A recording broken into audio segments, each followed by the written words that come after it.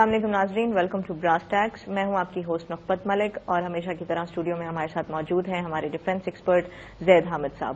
ابھی حکومت کو ایسے کیا میجرز ہیں، ایسے کیا سٹیپس ہیں جو لینے چاہیے اکنامک ٹیررزم کے حوالے سے، ہم ان کو ڈسکس کر رہے ہیں۔ جی زید صاحب پلیز کنٹینیو۔ آج اکنامک ٹیررزم کے اس 16ویں پروگرام میں ہم ان تمام ایسپیکٹس کو ڈسکس کریں گے کہ جو حکومت وقت کو لینے چاہیے ان معاملات میں جن کا تعلق ملک سے باہر کی قوتوں اور طاقتوں سے ڈیل کرنے کا تعلق ہے۔ دیکھیے، پہلے ہم وہ تمام ایشوز کو ڈسکس کر چکے ہیں کہ حکومت وقت کو ملک کے اندر لینے چاہیے، اور پچھلے پروگرام کو ہم نے ختم کیا تھا IMF اور ورلڈ بینک کے اوپر۔ دقت یہ ہوتی ہے کہ جتنی بھی حکومتیں اس دنیا میں ہیں، اور خاص طور پہ غریب ممالک کی اور خاص طور پہ پاکستان کے حوالے سے جب ہم بات کریں تو یہ جب بھی اپنی اکنامک پالیسیز بنانے جاتے ہیں جس کا تعلق بین الاقوامی لیول پر ہوتا ہے، دوسری قوموں سے باہمی تعلقات پر ہوتا ہے، یا جو انٹرنیشنل مانیٹری انسٹیٹیوشنز ہیں ان کے ساتھ ہوتا ہے، تو IMF اور ورلڈ بینک کا اس میں براہ راست دخل ہوتا ہے۔ IMF اور ورلڈ بینک زائنسٹ اکنامک ماڈل کے سب سے بڑے فتنے، ان کے گڑھ، ان کے تھنک ٹینکس، ان کے وہ ادارے ہیں جن کے ذریعے یہ غارت گری کرتے ہیں، دہشت گردی کرتے ہیں، جس کے ذریعے یہ پورے ملکوں کو اکنامک انسلیومنٹ میں، غلامی میں ڈالتے ہیں اور تباہ و برباد کرتے ہیں۔ ان کا طریقہ واردات کیا ہے، تھوڑا سا ہم آپ کو بتاتے ہیں۔ دیکھیے، جب بھی کوئی ملک غریب ہوتا ہے، محتاج ہوتا ہے، پیسوں کی ضرورت میں ہوتا ہے، تو یہ پہنچتے ہیں اس کو قرض دینے کے لیے، مگر صرف قرض نہیں دیتے۔ ان کا ایک بہت بڑا ایک پالیسی ہے، ایک اسٹریٹجی ہے جس کو اسٹرکچرل ریفارم پیکج کہا جاتا ہے، یعنی ہم آپ کے ملک میں آپ کے اداروں کو، آپ کے جو جس نظام کے تحت آپ اپنے اکنامک ماڈل کو یا اپنے ملک کے معیشت کو چلاتے ہیں اس کو بھی ہم کنٹرول کریں گے۔ ہوتا یہ ہے اس کے نتیجے میں کہ یہ ملک کی تمام اہم جگہوں پر اپنے آدمی مقرر کرنا شروع کرتے ہیں، چاہے وہ اسٹیٹ بینک میں ہو، چاہے فائنانس منسٹری میں ہو، چاہے اسٹیٹسٹیکل بیورو میں ہو، چاہے مختلف ایسی اہم جگہ پہ کہ جس کی وجہ سے ملک کے تمام کلیدی عہدے جن کا تعلق معیشت سے یا اکانومی سے ہوتا ہے وہ ان کے لوگوں کے ہاتھ میں آ جاتے ہیں۔ ہوتے وہ پاکستانی ہیں لیکن ان کی تنخواہ پر۔ اور دوسرا کام وہ یہ کرتے ہیں کہ حکومت وقت کو یہ احکامات دینا شروع کر دیتے ہیں کہ آپ گیس کے ریٹ بڑھا دیجئے، آپ بجلی کے ریٹ بڑھا دیجئے، جو آپ ایگریکلچر کو، اپنی زراعت کو سبسڈی دیتے ہیں، اس کے لیے آسانیاں پیدا کرتے ہیں، وہ ساری آسانیاں ختم کر دیجئے۔ جب بجلی، پانی، گیس کے نرخ بڑھ جاتے ہیں، سبسڈیز ختم ہو جاتی ہیں، جب آپ ہر مختلف قسم کے ٹیکسز لگا دیتے ہیں، اور یہ اتنے کلیدی، اتنے اسٹریٹجک ٹیکسز اور اتنے اسٹریٹجک پوائنٹس پر آپ حکومت کو مجبور کرتے ہیں کہ بوجھ اپنے عوام پر ڈالے، کہ وہ جو قرض لیا جاتا ہے جس ڈیولپمنٹ کے لیے، جس ترقی کے لیے، اس کا فائدہ ہونے کے بجائے پورے معاشرے کی، پورے ملک کی، پوری قوم کی معیشت کی کمر توڑ کے رکھ دیتے ہیں۔ یہ ان کی ایک تاریخ ہے، یہ ان کا ایک ایسا بیک گراؤنڈ ہے کہ اگر کسی قوم نے اپنے آپ کو اپنے پیروں پر کھڑا کرنا ہے تو IMF اور ورلڈ بینک سے اس طرح بھاگنا ہوگا جیسے چھوت کے مرض سے کوئی دور بھاگتا ہے۔ اگر IMF اور ورلڈ بینک کی کنڈیشنز ہم ایکسپٹ کرتے رہے تو کبھی ممکن ہی نہیں ہوگا کہ یہ کوئی بھی ملک اکنامکلی آزاد ہو سکے۔ یہ فنڈامنٹل کنڈیشنز تھیں جن کو ہم نے پہلے ٹچ اس لیے کیا کہ آگے جو کچھ ہم بتائیں گے اس کا براہ راست تصادم ہوگا ورلڈ بینک اور IMF کی پالیسیز کے ساتھ، کیونکہ IMF اور ورلڈ بینک کی پالیسیز یہ ہیں، پرٹیکولرلی IMF کی، کہ کوئی ملک دوبارہ اب گولڈ سٹینڈرڈز پہ نہیں جا سکتا ہے، اور ظاہر ہے ہم نے گولڈ سٹینڈرڈز پہ جانا ہے، ہم نے ان سے جنگ کرنی ہے۔ اور دنیا میں اگر یہ تقریباً تمام غریب ممالک جو IMF اور ورلڈ بینک کے چنگل میں پھنسے ہوئے ہیں، جب بھی اٹیمپٹ کرتے ہیں اپنے آپ کو آزاد کرانے کی تو سب سے پہلی لڑائی ان کی IMF ہی سے ہوتی ہے، یا سب سے پہلے ان کی جنگ ورلڈ بینک سے ہوتی ہے۔ اب ہم آپ کو کچھ ان ایشوز کی طرف لے کر آتے ہیں کہ جو حکومت وقت کو لینے چاہیے اپنے آپ کو معاشی طور پر اکنامکلی انڈیپینڈنٹ کرنے کے لیے، تاکہ یہ ملک اپنے پیروں پر کھڑا ہو سکے۔ دیکھیے، سب سے پہلے جو حکومت وقت کو کام کرنا چاہیے وہ یہ کہ آپ ڈالر کو ریجیکٹ کریں۔ ڈالر بیسڈ اکنامک سسٹم جو دنیا میں پھیلا ہوا ہے اس کو اوائڈ کرنا ہے، اس کو ریجیکٹ کرنا ہے۔ جس طرح ورلڈ بینک اور IMF سے آپ نے دور بھاگنا ہے، اسی طرح ڈالر بیسڈ اکنامک سسٹم کے آلٹرنیٹس آپ نے تلاش کرنے ہیں۔ دیکھیے، کفر کے نظام میں، اس پیپر بیسڈ اکنامک سسٹم میں بھی، اس فالس کریڈٹ اکنامک سسٹم میں بھی، اس فریکشنل ریزرو بینکنگ میں بھی جو مختلف کرنسیز ہیں جو کفر استعمال کرتا ہے، ان کرنسیز کو بھی آپس میں ٹکرایا جا سکتا ہے, آپس میں لڑایا جا سکتا ہے, جس کے نتیجے میں جو ایک مسلمان اکنامک آرڈر ہے اس کو نکالنے کے لیے ہمارا ایک راستہ بن سکے. جس طریقے سے اگر رومن اور پرشین امپائر جب حضور صلی اللہ علیہ وسلم کے وقت میں آپس میں ٹکرائیں تو اس کے درمیان سے مسلمانوں نے اپنا راستہ نکالا, اسی طرح آج کل کی اکنامک وارز میں بھی مختلف سویلائزیشنز کو, مختلف تہذیبوں کو, مختلف کرنسیز کو بھی آپس میں ٹکرایا جا سکتا ہے. ایک کرنسی کو دوسری کرنسی سے توڑا جا سکتا ہے, اس کو کمزور کیا جا سکتا ہے, اور یہ ہم نے کرنا ہے. یہ ہمارے لیے لازم ہے کہ ہم ان پرائمری کرنسیز کو کہ جن پر کفر کا نظام بیس کرتا ہے, ان کرنسیز کو ریجیکٹ کریں, ان کو اٹیک کریں, ان کو توڑیں, ان کو تباہ کریں, تاکہ کفر کے نظام کو تباہ کرنے کے لیے ہمیں ان پہ راکٹس اور میسائل فائر کرنے کی ضرورت نہیں ہے. ہم ان کے اکنامک سسٹم کو بھی تباہ کر سکتے ہیں اگر ہم ان کی کرنسیز کو استعمال کرنا بند کر دیں یا ریجیکٹ کر دیں. اس کی مثال ہم آپ کو دیتے ہیں. یہ جو ایران کے خلاف امریکنز اس وقت سب سے زیادہ طوفان برپا کیے ہوئے ہیں, اور اس سے پہلے انہوں نے عراق کے خلاف جو طوفان برپا کیا تھا, یہ راز بہت کم لوگوں کو معلوم ہے کہ اصل وجہ یہ تھی کہ پوری دنیا میں جو تیل کی, آئل کی ٹریڈنگ ڈالرز میں ہوتی ہے, جس کی وجہ سے پوری دنیا کے ممالک اپنے جو اسٹریٹجک ریزروز ہیں, جو اپنے فارن ایکسچینج ریزروز ہیں, ڈالرز میں رکھتے تھے, چونکہ عالمی تجارت میں تیل, ان کو انرجی ان کو خریدنی پڑتی تھی ڈالر میں. عراق نے اور اب ایران نے یہ فیصلہ کیا ہے, پہلے عراق, اور جب عراق نے یہ فیصلہ کیا کہ میں ڈالر ریجیکٹ کر کے یورو سے ٹریڈنگ کروں گا, انہوں نے عراق پر اس وقت حملہ کیا. اور اب ایران نے یہ فیصلہ کیا ہے کہ کچھ عرصے میں ڈالر کو ریجیکٹ کر کے یہ اپنی تمام تیل کی فروخت یورو میں کریں گے. اور اس کام میں روس اور وینیزویلا پرٹیکولرلی یہ دو ممالک ہیں کہ جو ایران کے ساتھ شامل ہوئے ہیں, اور انہوں نے فیصلہ یہ کیا ہے مل کہ اب ہم اپنی انرجی, وینیزویلا بھی تیل اور گیس, روس بھی تیل اور گیس فروخت کرتا ہے, اور ایران بھی, اور ان تینوں ملکوں نے اگر یہ فیصلہ کر لیا ملک اور ایک آئل اینڈ گیس ایکسچینج بنا دیا جو کہ یورو بیسڈ ہو, یورو کرنسی کو بیس کرتا ہو, تو اس کے نتیجے میں دنیا کے تمام وہ ممالک کہ جو روس سے یا ایران سے یا وینیزویلا سے تیل اور گیس خریدتے ہیں, وہ اپنے ریزروز کنورٹ کرنا شروع کر دیں گے ڈالر سے یورو کی طرف. اور نتیجہ اس کا یہ ہوگا کہ ڈالر کریش کرنا شروع کرے گا, ڈالر واپس جانا شروع ہوگا امریکہ میں, اور امریکن اکانومی میں اب اتنی اسٹرینتھ نہیں رہ گئی ہے کہ اربوں اربوں اربوں ڈالر جو یہ فارن ایکسچینج ریزرو سے کنورٹ ہو کے جب واپس امریکہ میں پہنچیں گے تو اکانومی اس کو سسٹین ہی نہیں کر سکے گی.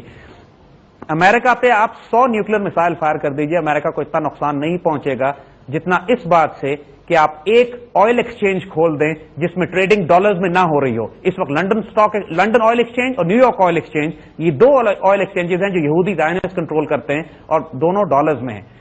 اس کے مقابلے پہ ایران نے جو اپنا سب سے طاقتور ہتھیار اب لانچ کرنے کی بات کر, لیکن ایرانیوں نے بھی لانچ کیا نہیں ہے, انہوں نے اس کی کانسیپٹ دیے ہیں, تھریٹ کر رہے ہیں, دھمکیاں دے رہے ہیں, لیکن یہ ایک اتنا بڑا ریڈیکل کانسیپٹ ہے کہ آپ ڈالر کو ریجیکٹ کر کے اپنے فارن ایکسچینج, اپنی ٹریڈنگ, اپنی انٹرنیشنل ٹریڈنگ ان تمام کرنسیز میں کریں کہ جو ڈالر کے مقابلے میں کمپیٹ کر رہی ہیں. ہے وہ کفر کا نظام ہی, لیکن آپس میں بھی وہ کمپیٹ کرتا ہے ایک دوسرے سے دنیا کے وسائل اور ذخائر پر قبضہ کرنے کے لیے, اور ایک کرنسی کو دوسری کرنسی سے ٹکرا کر اس کو تباہ کیا جا سکتا ہے. اور دونوں کرنسی اس سلسلے میں ویک ہوں گی, جیسے رومن اور پرشین امپائر ٹکرائیں تو دونوں کمزور ہوئے. فائدہ مسلمانوں کو ہوگا اس میں, کیونکہ ریئل ویلتھ جس کے پاس ہے وہ کامیاب ہوگا اس میں. اس کی تفصیل ہم آپ کو یہ بتائیں گے کہ دیکھیے پاکستان کے اس وقت تمام اسٹریٹجک ریزروز ڈالرز میں ہیں. پچھلے کئی برس سے ڈالر مار کھا رہا ہے. ڈالر تمام دنیا کی کرنسیز کے مقابلے میں, خاص طور پہ جو جنگوں کے مقابلے میں, جنگیں جو کی ہیں انہوں نے عراق میں اور افغانستان میں, اور اپنی جنگوں کو یہ فائنانس کر رہے ہیں قرض لے کر, یعنی چین فائنانس کر رہا ہے, جاپان, سعودی عربیہ, یہ تمام ممالک جب اپنے ڈالرز امریکن گورنمنٹ کو قرض پہ دے کے ان سے بانڈ خرید رہے ہیں, اور امریکن گورنمنٹ سود پر ان سے ڈالرز لے رہی ہے اور اپنی جنگوں کو فائنانس کر رہی ہے, تو اس کے نتیجے میں ایک حد ہوتی ہے. اس قدر مقروض ہو چکی ہے امریکن گورنمنٹ کہ اب کوئی امید نہیں ہے ان ممالک کو کہ ان کا یہ قرضہ واپس ہو سکے گا. اور جس دن چائنا نے یا جاپان نے یا سعودی عربیہ نے امریکن بانڈ خریدنے بند کر دیے, یا یہ فیصلہ کیا کہ اب ہم مزید فائنانسنگ نہیں کریں گے امریکن وارز کی, اس دن ڈالر اس طرح کریش کرے گا جیسے ہوائی جہاز جس کا انجن بند کر دیا جائے.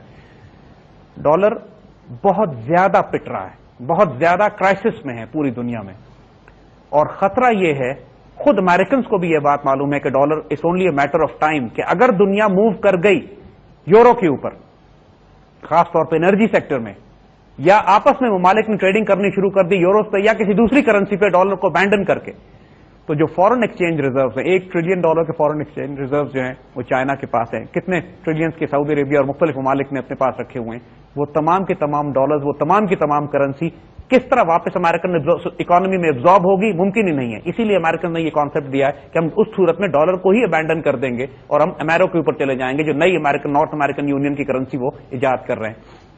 पाकिस्तान को तमाम अपने फॉरेन एक्सचेंज रिजर्व्स डॉलर से कन्वर्ट करके दूसरी करेंसीज में कर लेने चाहिए। जैसे आप बात को कंटिन्यू रखेंगे, अभी हम एक छोटा सा ब्रेक ले रहे हैं, वापस आ रहे हैं। Welcome back. जी जैद साहब कंटिन्यू प्लीज। देखिए, ये एक प्राइमरी रिक्वायरमेंट है पाकिस्तान की। पिछले चंद सालों में हमने अरबों अरबों रुपए एक्सचेंज रेट में लूज किए हैं, इसलिए कि हमने अपने तमाम रिजर्व डॉलर्स में रख के अमेरिकन बैंकों में रखे हुए हैं और अमेरिकन गवर्नमेंट, अमेरिकन बैंक्स और ज़ायनिस्ट पूरे पाकिस्तान की दौलत कंट्रोल करते हैं। देखिए, एक मिसाल हम आपको देते हैं। सऊदी अरेबिया ने पिछले 60 साल से जितने डॉलर्स ये कमा रहे थे, पेट्रो डॉलर्स, वो तमाम की तमाम इन्वेस्टमेंट्स ये अमेरिकन बैंकों में, अमेरिकन इकोनॉमी में करते रहे। नतीजा ये है कि तकरीबन 1.5-2 ट्रिलियन डॉलर्स की सऊदी इन्वेस्टमेंट्स हैं अमेरिका में।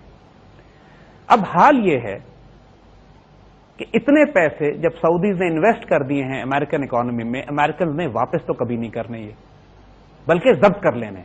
कुरान ने जो इन यहूदियों की डेफिनेशन ये बताई हुई है कि अगर आप इनको एक दरहम एक दिनार भी, जिसका मफहूम ये है कि आप इनको एक थोड़ी सी रकम, ये दरहम दिनार भी दें, तो ये जो मर्जी आप कर लीजिए, ये पैसे वापस आपके नहीं करेंगे जब तक आप इनकी जान को ना आ जाए। ये इनकी फितरत है इन यहूदियों की। अब जब ये हिमाकत उम्मत कर ही चुकी है, ये हिमाकत सऊदीज कर ही चुके हैं कि 60 साल से जो तेल निकल रहा था, 70 साल से जो सारी दौलत मुसलमानों की निकल रही थी, 90% इन्वेस्टमेंट इन्होंने तमाम की तमाम अमेरिका में की, डॉलर्स में की, अमेरिकन इकोनॉमिक सिस्टम में की। नतीजा ये हुआ कि 9/11 के बाद जब सारा हंगामा शुरू हुआ सऊदियों के खिलाफ, और ये इल्जाम के तमाम हाईजैकर्स जो थे उसमें अक्सर सऊदी अरेबिया के थे, तो एक मुकदमा दायर किया गया सऊदी अरब के खिलाफ अमेरिका में, और उस पर हर्जाना दायर किया गया तकरीबन $1.5 ट्रिलियन का। यानी तमाम सऊदी इन्वेस्टमेंट्स जो कि अमेरिका में थी, कोर्ट में केस ये फाइल किया गया कि इनको जब्त कर लेना चाहिए, क्योंकि सऊदी शामिल थे 9/11 में। 9/11 भी खुद CIA का कराया हुआ, केस भी खुद दायर करवाया। और इसका मतलब समझते हैं क्या? इसका मतलब यह है कि 70-80 साल से जो सऊदी तेल निकल के जो दौलत मुसलमानों की जमीन से खजाने निकल रहे थे, उस खजानों के डॉलर जो ये कमाते थे, वो डॉलर वापस ले जाके यहूदी बैंकों में रखते थे, और अब यहूदियों ने कहा है कि हम इसमें से में एक ढेला वापस नहीं करेंगे। यानी उम्मत का ये हाल कि हमारी तमाम दौलत जो हमने यहूदियों के पास रखवाई थी, हमारा भी तो दिमाग खराब था ना कि हमने अपनी दौलत यहूदियों के पास रखवाई ले जाके, इस उम्मीद पर कि जब हमें जरूरत होगी हमें वापस कर देंगे। यही हाल अब पाकिस्तान कर रहा है। हमने अपने तमाम फॉरेन एक्सचेंज रिजर्व, जिनकी ये बात करते हैं कि 14 अरब और 15 अरब और 10 अरब जितने भी अरब इनके रह गए, वो तमाम के तमाम फॉरेन बैंक्स में इन्वेस्टेड हैं, चाहे वो स्टेट बैंक अकाउंट्स हों या प्राइवेट बैंक अकाउंट्स हों, और ये सब के सब उनको इन्वेस्ट करके सूद ले रहे हैं डॉलर्स पे। अब इसमें दिक्कत यह है कि आप किस शख्स से कैसे लड़ सकते हैं अगर आपके तमाम रिजर्व, तमाम दौलत उसकी जेब में रखी हुई हो तो, क्योंकि वो पहला काम वो ये करेगा कि आप पे इकोनॉमिक सैंक्शंस लगाएगा, आपके पैसे जब्त कर लेगा। ये कर चुके हैं 100 मुल्कों के साथ। आंख तो हमारी नहीं खुलती कभी। ईरान में जब इनकलाब आया तो ईरान के अरबों डॉलर जो कि शाह के जमाने के अमेरिकन बैंक्स में थे, वो इन्होंने फ्रीज कर लिए, और दुनिया के हर मुल्क के साथ करते हैं। जिस मुल्क के साथ इनकी झड़प शुरू होती है, जिस मुल्क के साथ, जो मुल्क इनके मुकाबले में आंखों में आंखें डाल के खड़ा होकर अपनी इज्जत और गैरत की बात करता है, ये सबसे पहला काम ये करते हैं कि उसके फॉरेन एक्सचेंज रिजर्व, उसके डॉलर जो उनके अकाउंट्स में होते हैं, वो फ्रीज कर देते हैं। तो पाकिस्तान को पहला काम तो हमें यह करना है लाजमन कि जो अपने फॉरेन एक्सचेंज रिजर्व्स हैं, उन पर सूद कमाने के बजाय उनकी एक बहुत भारी तादाद को हमको रियल वेल्थ में कन्वर्ट करना है, in real strategic gold reserves. Her state bank के पास गोल्ड रिजर्व्स होते हैं, पाकिस्तानी स्टेट बैंक के पास भी गोल्ड रिजर्व्स हैं, लेकिन जो हमारे गोल्ड रिजर्व्स की तादाद है बहुत थोड़ी रह गई है, यानी चंद $100 मिलियन भी शायद ना हो। लेकिन हमें कम से कम आज के इक्विवेलेंट्स में $20 अरब के मुकाबले के गोल्ड रिजर्व्स पाकिस्तान के पास होने चाहिए। The real wealth based economy. और ये यकीन कीजिए, ये कोई इतना मुश्किल काम नहीं है। ये बात हम आपको इसलिए कह रहे हैं कि अगर हमारे मुल्क में खयानत ना हो, देखिए हमें पूरा सीक्वेंस बिल्ड करते हुए आए हैं कि पाकिस्तान के अंदर आपको क्या क्या स्टेप्स लेने हैं, क्या क्या मेजर्स लेने हैं कि अपने मुल्क की आमदनी बढ़ाई जा सके और जो आमदनी मुल्क में है वो जाया ना हो। प्रोसेस हम पूरा समझा चुके हैं कि ये होता किस तरह है। یہ ہمیں ایک فیک پیپر کرنسی کا قرضہ دیتے ہیں، پیپر کرنسی بھی نہیں ڈیجیٹل کرنسی کا قرض دیتے ہیں، پھر ملک کی ساری دولت ایکسپورٹ کی جاتی ہے، پھر وہی دولت ہمیں ایک بہت ہی گھٹیا اور کم قیمت پہ ہمیں اس کی پیمنٹ کی جاتی ہے جو ڈالرز میں، اور وہ ڈالر ہم واپس ان کے پاس اکاؤنٹس میں رکھ دیتے ہیں اور پھر یہ جب چاہتے ہیں ہمارے اکاؤنٹ فریز کر لیتے ہیں. یعنی ایک ایسا ناپاک نظام ہے یہ کہ جس میں پوری قوموں کو غلام بنا کے نوچا اور گھسوٹا اس طرح جاتا ہے کہ کسی قوم کی کوئی دولت اس کے اپنے لوگ نہ استعمال کرتے ہیں نہ اس میں باقی رہتی ہے. اور اس سارے کام کو کرنے کے لیے جو اسٹرکچرل ریفارم پروگرام ہے وہ IMF اور ورلڈ بینک کی طرف سے کہ ملک کے کلیدی عہدوں پہ، ملک کی اہم جگہوں پہ ان کے آدمی بیٹھے ہوتے ہیں، چاہے فائنانس منسٹر ہوں، چاہے اسٹیٹ بینک کی اسٹریٹجک لوکیشنز ہوں، چاہے وہ ہماری باقی منسٹری یا CBR یا ٹیکسیشن ڈپارٹمنٹ ہے یا مختلف جگہوں پہ اپنے لوگ بٹھاتے ہیں. لہذا پورے ملک میں کوئی چانس ہی نہیں باقی رہتا اس بات کا کہ ملک کبھی اپنے پیروں پہ کھڑا ہو سکے گا. جب خوشحالی آنی شروع ہوتی ہے یہ کسی نہ کسی چیز کو، تیل کو، انرجی کو، فیول کو، گیس کو، بجلی کو مہنگا کر دیتے ہیں. جب خوشحالی آتی ہے یہ ٹیکسز بڑھا دیتے ہیں. جب خوشحالی آتی ہے یہ سبسڈی اور جو کنسیشنز ہیں جو زراعت پہ دی جاتی ہیں، ان کی پالیسیز ہی ایسی ہوتی ہیں کہ دے میک شور کہ جو قرضے سے بینیفٹ مل سکتا ہے، جو قرضہ لے کے کوئی قوم اگر کوئی کام، کوئی ڈیولپمنٹ، کوئی نہر، کوئی کینال، کوئی ڈیم بنانا بھی چاہتی ہے تو یہ اس کا بیڑا غرق کرا دیتے ہیں ان پالیسیز کی وجہ سے. سو پاکستان کے لیے فنڈامنٹل ریکوائرمنٹ یہ ہے کہ اپنے فارن ایکسچینج ریزرو شفٹ کرے، ڈالر سے نکال کے ڈائیورسفائی کریں ویریس کرنسیز میں، چاہے ہم کو جاپانیز ین میں جائیں، چاہے چائنا میں اپنے اکاؤنٹ رکھیں. چائنا کبھی ہمارے اکاؤنٹ فریز نہیں کرے گا، ہم اس کو چائنیز بینکوں میں ٹرانسفر کر سکتے ہیں.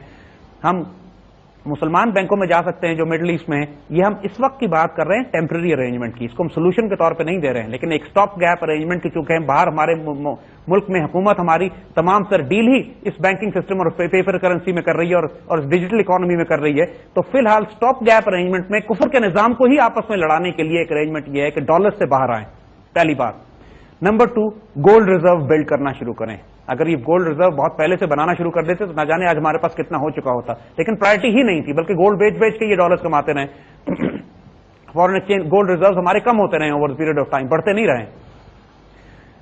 تیسرا کام جو پاکستان کو لازمن کرنا ہے وہ یہ کہ ہم ایران، روس اور وینیزویلا کی طرح اپنی ٹریڈنگ ڈالر کی اکانومی چھوڑ کر یورو یا دوسری کرنسی بیسڈ اکنامک ماڈل میں جائیں، ایک آلٹرنیٹ اکنامک کیمپ میں جائیں.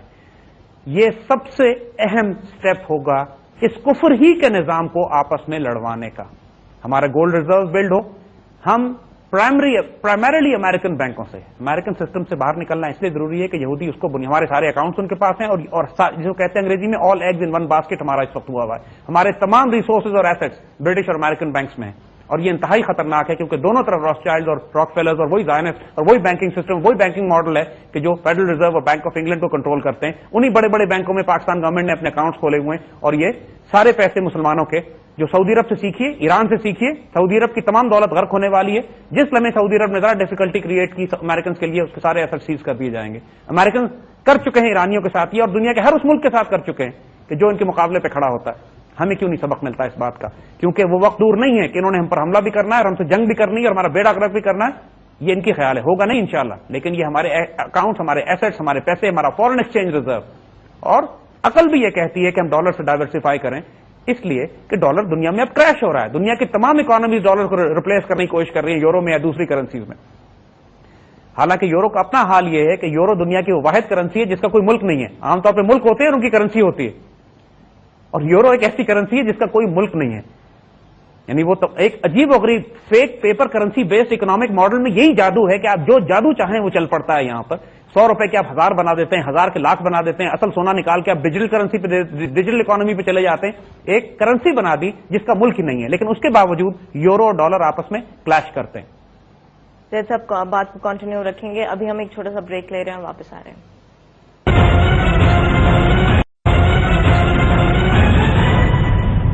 Welcome back. جی زید صاحب کنٹینیو پلیز. دیکھیے جب یورو اور ڈالر آپس میں اس وقت، کیونکہ یورپین اکنامک ماڈل اور امریکن اکنامک ماڈل گو کے دونوں طرف زائنسٹ ہیں، لیکن ان کے اپنے نیشنل انٹرسٹ ہیں ان قوموں کی بھی، جو انگریز قومیں ہیں اور امریکن قوم ہے، ان کا آپس میں تصادم ہے. بزنس انٹرسٹ کے لیے یہ آپس میں لڑتے بھی ہیں. वो के लड़ते सारे मुसलमानों के ऊपर ही है, मुसलमानों के वसाइल पे ही हैं। बोइंग और एयरबस का जो पुराना तसादुम है वो उनकी हर इकोनॉमिक सिस्टम एक्टिविटी में है। वो ही अपना असला बेचना चाहते हैं, ये भी अपना असला बेचना चाहते हैं। वो ज्यादा बेहतर अपने लोगों के लिए जिंदगी चाहते हैं, ये अपने लोगों के लिए बेहतर चाहते हैं। मामला इनकी झड़पें हैं आपस में, इन झड़पों को हम इस्तेमाल कर सकते हैं। इनकी करेंसीज आपस में टकराती हैं और फिर जब दूसरे इकोनॉमिक मॉडल्स हैं हमारे पास, यानी जिस तरह चाइनीज बैंक्स हैं, जिस तरह हमारे पास रशियन ब्लॉक इमर्ज हो रहा है, अभी एससीओ का ब्लॉक इमर्ज हो रहा है, ईरान बजाते खुद बीच में खड़ा हुआ है, वेनेजुएला है, क्यूबा है, बड़े बड़े एनर्जी प्रोड्यूसिंग मुल्क ऐसे हैं कि जो इस वक्त इस वेस्टर्न जायनिस्ट बैंकिंग सिस्टम के मुकाबले पर खड़े होने की कोशिश कर रहे हैं, कम से कम डॉलर के मुकाबले पर खड़े होने की कोशिश कर रहे हैं। उन बेचारों के पास हल नहीं है कोई, वो हल जो मुसलमानों के पास है, लेकिन कम से कम ये स्टैंड ले रहे हैं डॉलर के मुकाबले में, और हमें इसमें शामिल होना चाहिए इनके साथ। अपने आप को डॉलर के कैंप से निकालें और real wealth based economic model पर जाएं। हमको इंपोर्ट एक्सपोर्ट्स के लिए, अपनी दुनिया में दूसरी ट्रेडिंग करने के लिए थोड़ा सा लिक्विड कैश हमें चाहिए होगा, अकाउंट्स हमें चाहिए होंगे, लेकिन वो दूसरी करेंसीज में भी हो सकते हैं। थोड़ा सा डॉलर में भी रखा जा सकता है, थोड़ा सा यूरो में, थोड़ा सा येन में, थोड़ा सा युआन में, रियाल में, डिफरेंट। इसको डाइवर्सिफाई करने की जरूरत है अपनी डे टू डे ट्रांजैक्शंस और इंपोर्ट्स और अपने तमाम मामलों को तय करने के लिए for the time being. Short term की बात हम कर रहे हैं, लॉन्ग टर्म में उसके भी सोल्यूशंस पे हम आएंगे। महातीर मोहम्मद मलेशिया के, जिन्होंने मलेशिया को कहां से उठाकर आसमान पर पहुंचा दिया,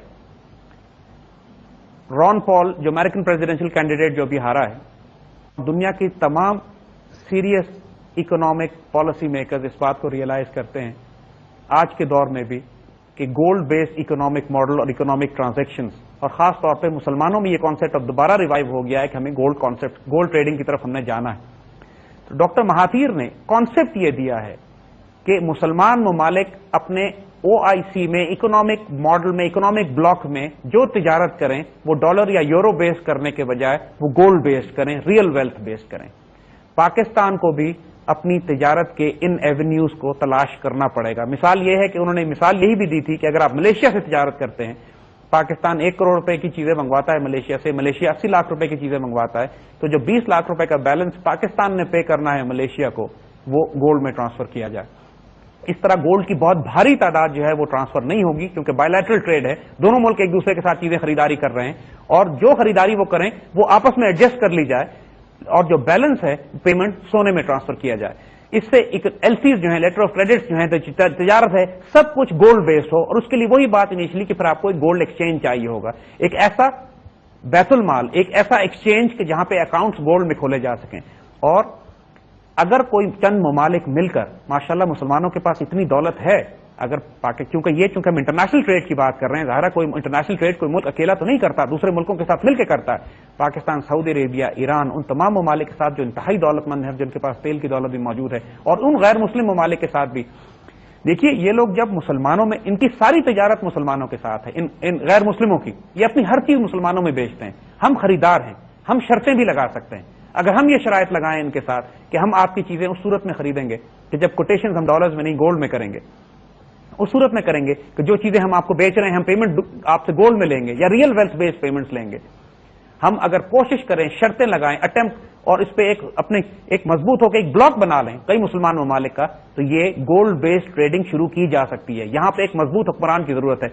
हमें किसी ने बताया, हम इसको कंफर्म नहीं कर सके इस बात को, कि जुल्फिकार अली भुट्टो ने इस बात को करने की कोशिश की थी अपने दौर में। उन्होंने ओआईसी का इजलास बुलाया था लाहौर में, और मुस्लिम ब्लॉक को यूनाइट करने की कोशिश की थी, गोल्ड दिनार की बात भी की थी, और ऑयल उस जमाने में मुसलमानों ने तेल को हथियार के तौर पर भी इस्तेमाल किया था, शाह फैसल शहीद ने और जकी यमनी जो ऑयल मिनिस्टर थे उस वक्त, और पूरे यूरोप को और अमेरिका को इकोनॉमी तबाह करके रख दी थी कि जब मुसलमानों ने तेल को एज हथियार इस्तेमाल किया था। तो मकसद उस वक्त भी यही था, जो चीज सामने आई कि अगर मुसलमान मिलकर एक इकोनॉमिक ब्लॉक बनाए, उस वक्त मुसलमानों के जो तेल प्रोड्यूस करने वाले ममालिक थे, उन्होंने मिलकर फैसला किया था कि हम तेल को हथियार के तौर पर इस्तेमाल करेंगे, और फिर उसका कलेक्टिव इंपैक्ट इतना हुआ कि पूरे यूरोप की और मगरब की और अमेरिका की कमर तोड़ के रख दी उन्होंने। इसी तरह अगर आज चंद मुसलमान और पाकिस्तान, वो चंद मुसलमान ममालिक के साथ मिलकर, देखिए हमारे पास वेपन्स है, हमारे पास न्यूक्लियर पावर है, हमारे पास आर्म फोर्सेज हैं, हम भी ये नहीं कि हम सिर्फ भीख मांगने वाले हैं उनके साथ, हम एक कलेक्टिव सिक्योरिटी अरेंजमेंट में उनके साथ जाएं और एक कलेक्टिव इकोनॉमिक ब्लॉक बनाएं, जिस तरह यूरोप में उन्होंने बनाया हुआ है, यानी यूरो करेंसी जिसकी हम बात कर रहे हैं कि एक ऐसा मुल्क, एक ऐसी करेंसी जिसका कोई मुल्क ही नहीं है, 10-15 मुल्कों ने मिलकर एक करेंसी अपनी बना ली है। इसी तरह मुसलमान ममालिक भी आपस में ट्रेड करने के लिए एक कॉमन करेंसी दिनार और दिरहम के तौर पर लॉन्च कर सकते हैं, जिसमें ट्रेडिंग गोल्ड बेस्ड हो। जब कोई पाबंदी नहीं है, کوئی مشکل نہیں ہے اس کام کو کرنے میں کہ ملک کے اندر آپ جس طرح مرضی اپنی معیشت کو چلائیے، لیکن جب آپس میں تجارت کریں تو ہم ٹریڈنگ گولڈ میں کریں، بالکل اسی طرح جیسے ڈاکٹر مہاتیر نے ریکمینڈ کیا تھا کہ جو مین باڈی ہے ٹریڈ کی، جو زیادہ جو کہ مال کے بدلے مال جو ٹرانسفر ہے وہ آپس میں ایک دوسرے کے ساتھ ایڈجسٹ کر لیا جائے، اور جو بیلنس آف پیمنٹ ہے وہ گولڈ ٹرانسفر میں ہو. یہ کیا جا سکتا ہے، اب تک کیونکہ کیا نہیں گیا ہے لہذا ناممکن لگتا ہے، ورنہ ماشاءاللہ ہمارے پاس وسائل بھی ہیں. سعودی عرب کے پاس تیل بھی ہے، سونا بھی ہے، ایران کے پاس تیل ہے، ہمارے پاس بھی تیل اور سونا اور گیس اور کوئلہ اور دنیا جہان جو خوراک اور غلہ اور دنیا جہان کے ہمارے پاس اللہ کی دی ہوئی دولت اور نعمت موجود ہے. ہم صرف ہمارے حکمران چونکہ IMF اور ورلڈ بینک ہی کے اپوائنٹ کیے ہوئے ہوتے ہیں یا ان کے فائنانس منسٹرز ان کے اپوائنٹ کیے ہوئے ہوتے ہیں، لہذا اس قسم کی کسی بات کو کہنا بھی جرم ہے اس ملک میں، اسی دنیا میں ان باتوں کو کہنا اور دہرانا جرم ہے. ورنہ حقیقت میں اس سسٹم کو توڑنا، اس کے مقابلے پر کھڑے ہونا اور ایک آلٹرنیٹ اکنامک ماڈل پریزنٹ کرنا اتنا آسان ہے کہ ناقابل یقین لگے گا آپ کو. لیکن it is a doable job, it can be done, it must be done, it will have to be done. یعنی ہمیں کوئی چوائس نہیں ہے ہماری اس میں کہ ہم براہ راست اب مغرب کے اس اکنامک ماڈل سے اپنے آپ کو نکالنے کی کوشش کریں اور اپنا اکنامک ماڈل بنائیں کہ جو کم از کم مسلمان ممالک میں، دیکھیے ایک مرتبہ اگر ایک مسلمان اکنامک بلاک بن جاتا ہے جو انسسٹ کرتا ہے کہ ہم بائیلیٹرل ٹریڈنگ یا بارٹر کریں گے مال کے بدلے مال، یعنی ہم سعودی عرب سے اگر تیل لیتے ہیں تو ہم گندم ان کو دیں گے، ہمارے یہاں چاول اور گندم اتنی پیدا ہوتی ہے، یا ہم سعودی عرب سے اگر تیل لیتے ہیں تو ہم ان کو ڈیفنس اکوپمنٹ اور ملٹری سپلائیز ہم ان کو دیتے ہیں. ایک مثال کی بات ہے کہ اس طریقے سے کئی مسلمان ممالک کے ساتھ ہماری تجارت جو ہے وہ مال کے بدلے مال ہو سکتی ہے جو ریئل ویلتھ میں ہوگی، قرض نہیں لینا پڑے گا، سود نہیں لینا پڑے گا، پیپر کرنسی بیس نہیں ہوگا، ڈالر بیس اکنامک سسٹم سے باہر آپ نکل آئیں گے. اور پھر جو آپ کا بیلنس آف ٹریڈ ہے، جو آپ کے پاس سرپلس ہے، جو پروفٹ ہے، جو آمدنی آپ کے پاس آتی ہے، اس سے آپ اور ملک میں اگر آپ اپنی کرپشن کو روک لیں. پاکستان کا حال یہ ہے کہ ہمارے پاس اگر 100 روپے ڈیولپمنٹ فنڈز کے ہیں تو یقین کیجئے 90 خیانت میں چلے جاتے ہیں. آج اسی ملک کا حال یہ ہے کہ آپ سرکاری افسروں کو دیکھیے 20,000 30,000 روپے تنخواہ ہے لیکن BMW اور مرسیڈیز میں پھر رہے ہیں. ایوری بڈی نوز کا پیسہ حرام کا ہے. ایوری بڈی نوز کے اسلام آباد میں ان کے 4 گھر بنے ہوئے ہیں، کروڑوں لاکھوں روپے کی جائیدادیں اور جاگیریں جس کی بنی ہوئی ہیں، جس کی تنخواہ ہی 40,000 روپے ہے، جس کی تنخواہ 60,000 روپے ہے، وہ کہاں سے لے کر آ رہا ہے؟ یہ خیانت کے پیسے ہیں سارے. وہ لوگ جن کے ملک سے باہر اربوں اربوں اربوں ڈالر کی جائیدادیں بنی ہوئی ہیں جبکہ ملک میں تنخواہ ان کی 50,000 بھی نہیں ہے، یہ کہاں سے بن رہا ہے سارا؟ اس ملک کے سیاستدان، اس کے حکمران، اس کے بیوروکریٹس، اس کے فیصلہ کرنے والے، ہر وہ شخص جس کو مسلمانوں کے مال پر ذمہ دار ٹھہرایا گیا ہے وہ اس خوفناک انداز میں خیانت کر رہا ہے کہ یقین کیجئے. اور پھر یہ واویلا اس بات کا ہے کہ وسائل نہیں ہیں. وسائل اللہ کے فضل سے ہیں. انہی وسائل کی اس جو بات ہم نے پہلے کہی تھی، خیانت روکنا ضروری ہے. کرپشن ہمارے ملک میں اب ایسی سٹیج پہ آ گئی ہے کہ اس کی سزا موت سے نیچے نہیں ہونی چاہیے. ہاتھ کاٹنا تو بہت چھوٹا رہ گیا معاملہ، ہاتھ کاٹنا تو چوری پہ ہوتا ہے. یہ چوری نہیں ہے، یہاں پہ تو غدر مچا ہوا ہے، یہاں پہ تو فساد برپا ہو گیا، یہاں پہ تو ملک قوم کی بنیادیں کھوکھلی کر دی گئی ہیں. اور جس طرح چین میں انہوں نے کیا تھا کہ چین میں وہ کرتے یہی ہیں کہ اگر کوئی سڑک کسی نے غلط بنائی ہے تو اسی کانٹریکٹر کو لا کے سڑک پہ لٹا کے اس پہ بلڈوزر چلا دیتے ہیں، وہ سڑک کے اندر ہی دفن ہو جاتا ہے. اس کے بعد پورے چین میں سڑکیں بالکل ٹھیک بنتی ہیں. اسی قسم کا کوئی روتلس معاملہ ہمیں اپنے ملک میں کرنا پڑے گا کہ اوپر سے لے کے نیچے تک کرپشن کا اس وقت یہ عالم ہوا ہے. لیکن یقین کیجئے اتنی دولت اور اتنے وسائل اس ملک میں ہیں کہ اگر صرف ہم کم از کم 50% کرپشن بھی اس ملک میں روک سکے تو تمام مسائل جن کے آج آپ بات کر رہے ہیں کہ وسائل کی کمی کی وجہ سے انشاءاللہ 2 سال کے اندر ختم کیے جا سکتے ہیں، انکلوڈنگ ہم گولڈ ریزرو بنا سکتے ہیں اپنا. بات جاری رکھیں گے ہم. ابھی ایک وقت ہے چھوٹے سے بریک کا. ناظرین واپس آتے ہیں. Welcome back. جی زید صاحب پلیز کنٹینیو. ایک جو طریقہ ہماری حکومت کو اور کرنا ہے وہ یہ کہ اب قرض لینا بند کریں. یہ بات ہم بہت سختی سے کہیں گے، قرض لینا بند کریں. یہ قرض اس لیے لیتے ہیں، اس بہانے پر لیتے ہیں کہ ملک میں وسائل نہیں ہیں، ہمارے پاس پیسے نہیں ہیں. اور جو قرض لیا جاتا ہے اس کا بھی 90% حرام میں کھا جاتے ہیں. اور جو ملک کے اپنے اندر کے وسائل ہیں، جیسے بات ہم پہلے بتا چکے ہیں، شاید ہی کوئی 10-15% اپنی جگہ پہ لگتا ہے. اور جو 10-15% لگتا ہے اس کے بعد یہ ملک میں ترقی آپ دیکھیے اللہ کے فضل سے کتنی ہے. پورا نظام چل رہا ہے، بجلی پانی گیس کا نظام بھی ہے، ریلویز بھی ہیں، ایئر لائنز بھی ہیں، سارا معاملہ ہے، سب چیز چل رہی ہے. اور سوچئے کہ اگر جتنی آمدنی ملک میں ہے، جتنے ڈیولپمنٹ فنڈز مقرر کیے جاتے ہیں اور 100% اگر اپنی جگہ پہ لگ جائیں جا کر تو اس ملک میں دودھ اور شہد کی نہریں بہ رہی ہوتی. وسائل کی کمی نہیں ہے، انسانوں کی کمی ہے. دیانتدار ایمانتدار انسانوں کی کمی ہے. وسائل بہت ہیں. اگر صرف اپنے وسائل کو ہم کنٹرول کر لیں، اپنے خرچوں کو ہم کنٹرول کر لیں اور اپنے زمین کے خزانوں کو ہم استعمال کر لیں تو ہمیں قرض لینے کی حاجت نہیں ہو. یہ ملک پر جو $40 ارب کا قرضہ ڈالا ہے، ابھی ہم اس کے اوپر بھی آتے ہیں. لیکن ایک بہت بڑا سٹیپ ہماری حکومت کو اب لینا پڑے گا کہ جو معاملات کرنے ہیں دوسرے ممالک کے ساتھ معاہدوں کے ذریعے کریں، سروسز کے ریٹرن میں کریں، کہ آپ یہاں پہ ڈیم بنائیے، اس میں شراکت آپ کی ہے، آپ یہاں پر آ کے پانی کی نہریں کھودیے، آپ یہاں پہ آ کے توانائی اور بجلی اور گیس کے ذخیروں پہ کام کیجیے، پروجیکٹس پہ لگائیے۔ مسلمان ممالک کے ساتھ زیادہ معاہدے اس لیے کریں کہ اس وقت چونکہ امریکہ اور مغرب مسلمانوں سے ہاسٹائل ہو رہا ہے، تو تمام عرب ممالک کے مسلمان، خصوصاً گلف اور سعودی عربیہ کے مسلمان جو ہیں، اپنا پیسہ یورپ اور امریکہ سے نکال رہے ہیں۔ اب ان کے پاس انویسٹمنٹس کی جگہیں نہیں ہیں، وہ انویسٹ کرنا چاہتے ہیں۔ انڈیا نے بہت بڑی کیمپین لانچ کی ہوئی ہے اس وقت کہ تمام عرب مسلمانوں کو اٹریکشن دی جائے کہ آپ کی انویسٹمنٹ اپرچونٹیز انڈیا میں ہم آپ کو دیتے ہیں، آپ اربوں اربوں اربوں ڈالر، یعنی انڈیا کا ٹارگٹ ہے کہ کم از کم 500 ارب ڈالر کی انویسٹمنٹ اگلے 3 سال میں مسلمانوں کی وہ دولت جو یہودیوں کے پاس رکھی ہوئی ہے اب نکال کر مشرکوں کے پاس جائے گی۔ اور ہماری حکومتیں تماشا دیکھ رہی ہیں، کوئی اپرچونٹی ملک میں کریٹ نہیں کر رہی، کوئی ایسی بزنس ٹرانزیکشن اور بزنس ڈیلز نہیں بنا رہی کہ مسلمان ممالک کو کمفرٹیبل فیل کریں۔ دیکھیے عرب خاص طور پر گلف اور مڈل ایسٹ اور سعودیز پاکستان میں انویسٹ کرتے کمفرٹیبل فیل کرتے ہیں۔ ہمارے یہاں بہت بڑی بڑی کمپنیز اس وقت کام کر رہی ہیں جن کی بنیاد مڈل ایسٹ اور گلف سے آئی ہے، وہ اس وجہ سے کہ پاکستان کے ساتھ وہ کوئی ہاسٹائل فیل نہیں کرتے، دے فیل کمفرٹیبل۔ ہمارے یہاں کی بیوروکریسی، ہمارے یہاں کا فساد، ہمارے یہاں کی کرپشن خراب کر رہی ہے کہ اب اس کو ایکسپلائٹ کر کے انڈیا آفر کر رہا ہے مسلمانوں کی تیل کی دولت، مسلمانوں کی بڑی بڑی کمپنیز جو انویسٹ کرنا چاہتی ہیں اب امریکہ اور یورپ کے علاوہ دوسرے ممالک میں، انڈیا ان کو انوائٹ کر رہا ہے۔ تو ہوش میں آئیے اور مسلمان ممالک کے ساتھ اپنی فورن پالیسی کو اس طریقے سے مرتب کیجئے کہ آپ انویسٹمنٹ اپرچونٹیز پاکستان میں دیں، جو تیل کی دولت ہے وہ یہودی اور مشرکوں کے پاس جانے کے بجائے مسلمانوں کے پاس آنی چاہیے۔ اس قدر تیل کی دولت کا ضیاع ہوا ہے، اس قدر ضائع ہوئی ہے یہ دولت کہ امت کو کوئی فائدہ نہیں پہنچا اس کا۔ یہ سارے خزانے ہونے کے باوجود جو تیل نکلا مسلمان دنیا سے، اس کے تمام تر بینیفٹ مغربی کافروں کو، زائنسٹ کو گئے ہیں، ان کی اکانومی اس پر چل رہی ہے اور اب وہ پیسے ہڑپ کرنے جا رہے ہیں، مگر وہ انویسٹمنٹس مسلمان ممالک میں نہیں آئی۔ مسلمان ممالک دنیا کے غریب ترین ممالک ہیں، نہ کوئی یونیورسٹیز ہیں، نہ تعلیمی نظام ہے، نہ ریلویز ہے، نہ فیکٹریز ہیں، نہ کوئی انڈسٹری ایسی لگی ہے، نہ کوئی ایسا ڈیفنس انڈسٹری ہماری مسلمان ممالک میں اس تیل کے پیسے سے لگائی گئی ہو کہ وہ دولت جو اللہ نے زمین سے مسلمانوں کو دی تھی مسلمانوں نے استعمال نہیں کی۔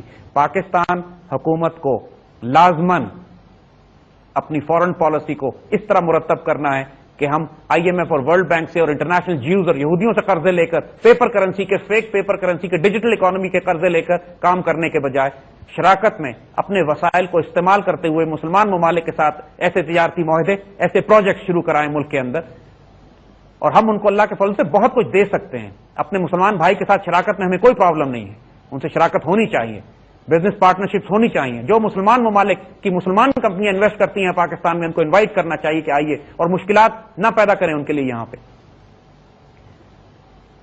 یہ تمام معاملات جب پاکستان طے کرنا شروع کرے گا تو آپ دیکھیں گے کہ ایک براہ راست انقلاب برپا ہونا شروع ہو جائے گا ملک کے اندر بھی، اپنی اکنامک پالیسیز میں بھی، اپنی فورن پالیسیز میں بھی، اپنی کلیکٹو سیکورٹی ارینجمنٹس میں بھی، اپنی ڈیفنس پالیسیز میں بھی، اور ہم ایک ایسا انڈیپینڈنٹ اسلامک بلاک بنانے میں کامیاب ہو جائیں گے انشاءاللہ کہ جو مغرب کی بینکنگ سسٹم سے آزاد ہوگا۔ ہم آپس کے تجارت بارٹر میں کریں یا گولڈ میں کریں، ہماری ساری انویسٹمنٹس آپس میں ایک دوسرے ملکوں میں ہوں، کسی کے پاس اکانومی بہتر ہے تو کسی کے پاس ڈیفنس بہتر ہے، ہم کلیکٹو ارینجمنٹ کر کے ایک دوسرے کے ساتھ ایک دوسرے کو وہ چیز دے سکتے ہیں جو اس کو دینی چاہیے۔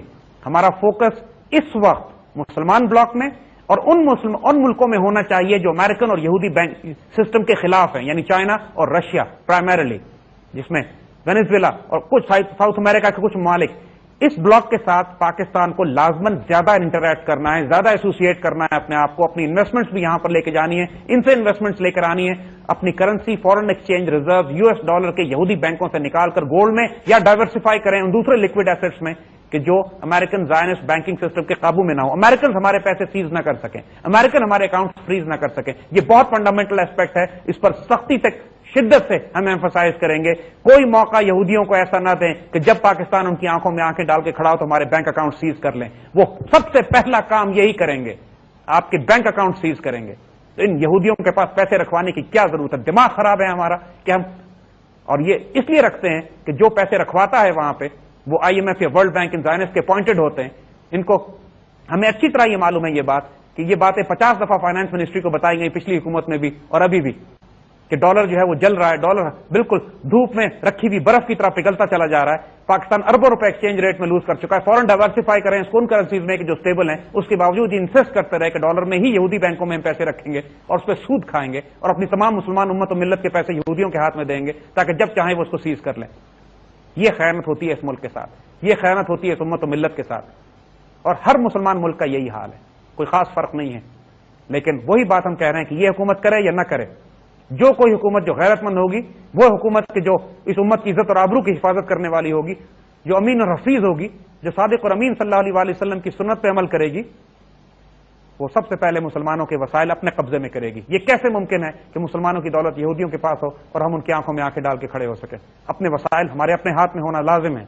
दूसरी चीज जो पाकिस्तान को बहुत सख्ती से करनी है, और उसके लिए भी हमको मुस्लिम और गैर मुस्लिम ममालिक को भी, जो गरीब ममालिक हैं, एक ब्लॉक बना के बात करनी है कि मगरिब हमें अपनी एक्सपोर्ट्स की सही कीमत नहीं अदा करता।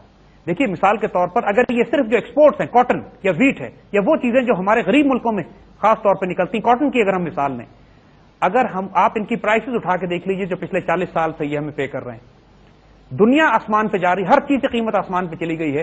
जिस तरह इन्होंने तेल को 100 साल तक $3 से नीचे दबा के रखा हुआ था ताकि इसके पैसे मुसलमानों के पास ना जाएं, इसी तरह ये हमको हमारी एक्सपोर्ट्स पर भी फेयर प्राइस नहीं देते हैं।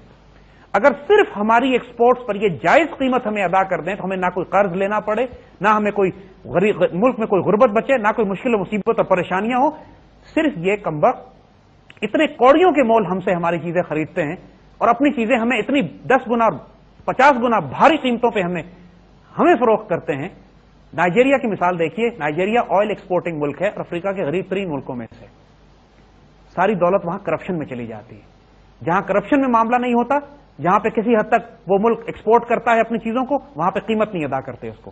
तेल की कीमत नाइजीरिया को तो मजबूरन इनको पूरी देनी पड़ती है, लेकिन वहां करप्शन में फिर अपने पैसे वापस ले जाते हैं और दूसरा पैसा वो इस तरह बचाते हैं कि आपको कीमत ही नहीं अदा करते। तो हाँ, पाकिस्तान को तमाम उन ममालिक के साथ मिलकर कोई मुश्किल बात नहीं है कि अगर आप ये नोट कर लें कि कौन कौन सी कमोडिटीज ऐसी हैं जिनकी प्राइसेस पिछले 20-20 साल से 25-25 साल से स्टेबल है, और ये सब मगरिब को और यूरोप को एक्सपोर्ट होता है रॉ मटेरियल, जिसको प्रोसेस करके 50 गुना 100 गुना कीमत पे हमको ये वापस भेजते हैं। हम फेयर प्राइस डिमांड करें। जब हम असल कीमत अपनी मेहनत की मांगेंगे तो फिर हमें किसी से कर्ज लेने की जरूरत नहीं होगी। जारी है गुफ्तगू हमारी इकोनॉमिक टेररिज्म के हवाले से। अभी हम एक छोटा सा ब्रेक लेके वापस आ रहे हैं।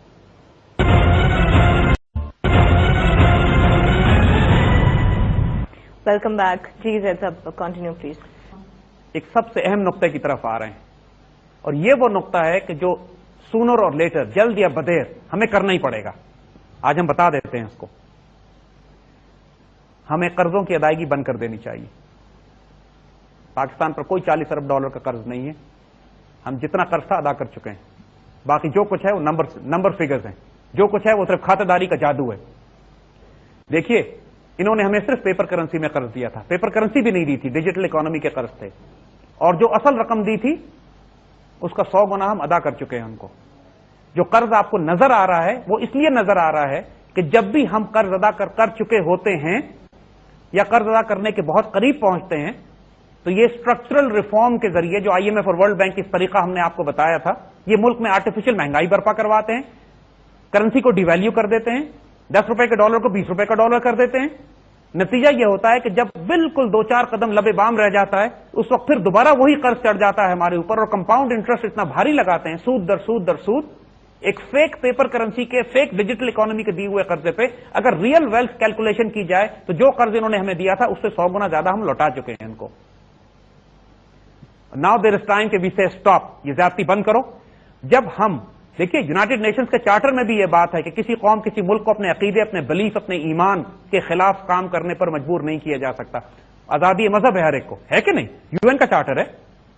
तो अगर पाक मुसलमान ये ऐलान कर दें कि हमारे दीन में सूद और रिबा का काम हराम है, ना हम सूद पे कर्ज लेंगे ना सूद पे कर्ज देंगे। खुतबा हज्जतुल विदा, आखिरी खुतबा याद रखिएगा, साफ साफ हुजूर सल्लल्लाहु अलैहि वसल्लम ने फरमा दिया था, ना तुम जुल्म करो ना तुम जुल्म किया जाएगा, ना तुम सूद लो सकते हो ना तुम सूद दे सकते हो। मुसलमान के लिए सूद देना भी उतना ही हराम है जितना सूद लेना हराम है।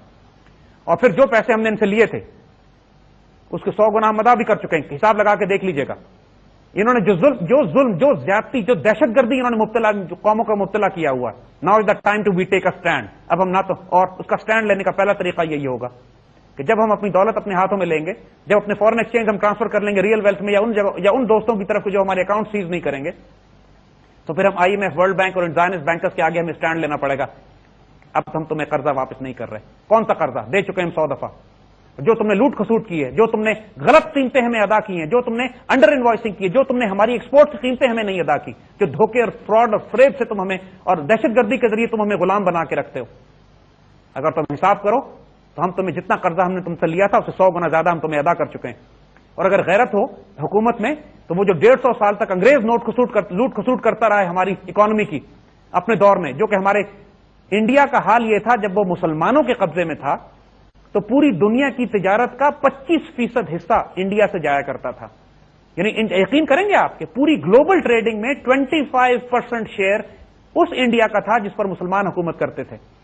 اور جب انگریز انڈیا کو چھوڑ کر گئے ہیں تو پوری گلوبل اکانومی کی لیس دین 1% شیئر انڈین اکانومی کا تھا.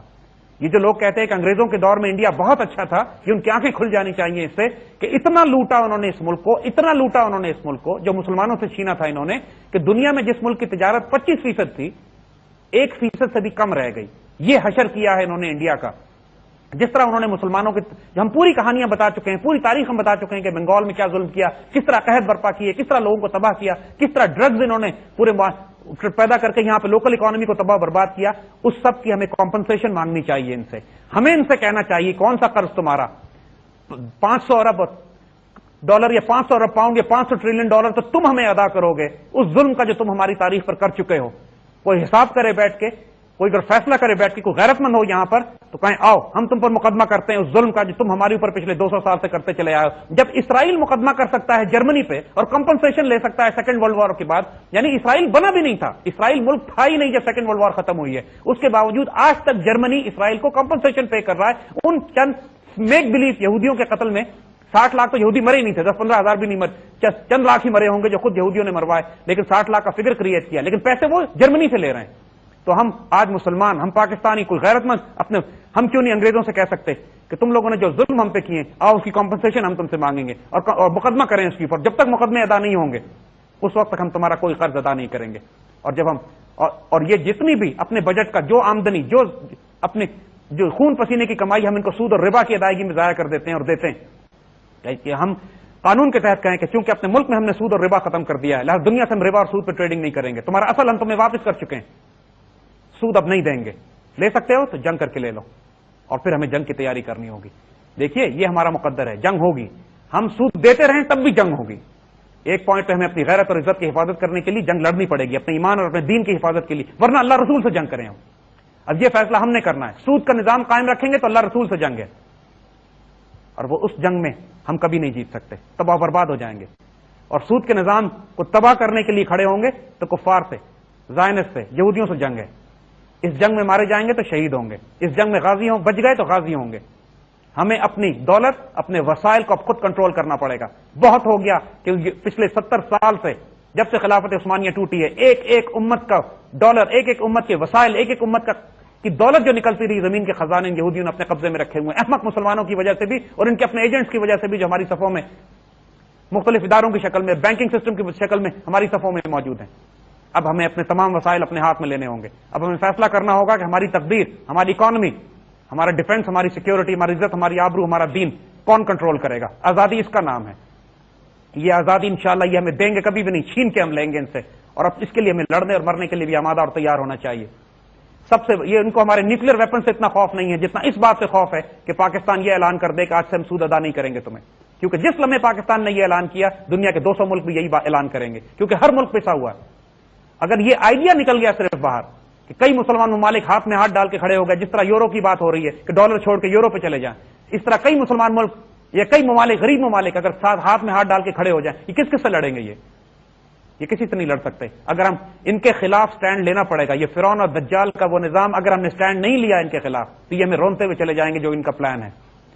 یہ ساری انشاءاللہ اس اکنامک ٹیررزم کی اس سیریز کا آج ہمارا یہ 16واں پروگرام تھا. انشاءاللہ اگلے پروگرام میں ہم کنکلوڈ کریں گے اس کو. ہم نے اپنی تمام وہ باتیں کر دی ہیں جو ہمیں کہنی تھیں.